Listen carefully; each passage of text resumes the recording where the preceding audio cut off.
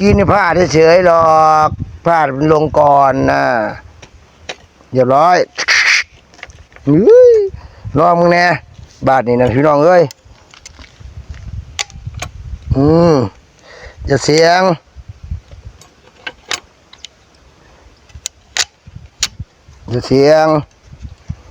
มาบาทนี่เอาดูตั้งรักสักกันดูบาทนี่มาตัวนี้น็อกเอาแล้วตัวนี้น็อกเอาพี่น้องตัวนี้มันน็อกไปแล้วผมจะเอาตัวไม่น็อกไว้ก่อนโดนจุดเนาะตัวนี้เนาะตัวนี้ทำยำเลยเย็นนี้อุ้ยผัดกะเพราตัวนี้โดนขานิดเดียวแมนอุ้ยดูข้างมันลายมา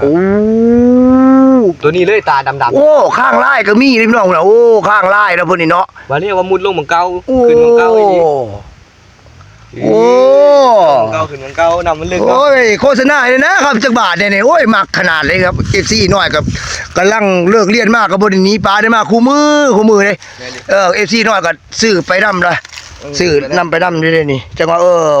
เพิ่นก็ว่าใส่ดีกับผมยิ่งชะโดอยู่ของย่องเลยเพิ่นก็FC เติร์ดนี่แหละ FC เติร์ดเพิ่นมานำเพิ่นนี่อยู่เรื่อยตัวโอ้สุดยอดโอ้ยอมรับว่ะยอมรับสายสิมันหมานแห้งหมานเป็นอยากเป็นกินได้พี่น้องเอ้ยเบิ่งแน่น่ะคันเอาหลายก็บ่แม่นว่าโลภเนาะครับเนาะคันเจ้าที่จะสร้างให้เนี่ยคันเจ้าที่จะสร้างเพิ่นให้นี่สอบผู้ใดเอาเป็นสอบไปโลดบ่แม่นว่าโลภพี่น้องเฮาได้ยาได้กินก็คือว่าเป็นแปลงทรัพย์เป็นทุนเนาะพี่น้องเฮาความหมายก็ได้ยาได้กินบ่นึกบ่ฝันในมื้อนี้มานัดแรกเอา BMK ใส่ไปเลย1นัดมั่นใจว่า 100% ผมเป็น100เลยแหละมั่นใจ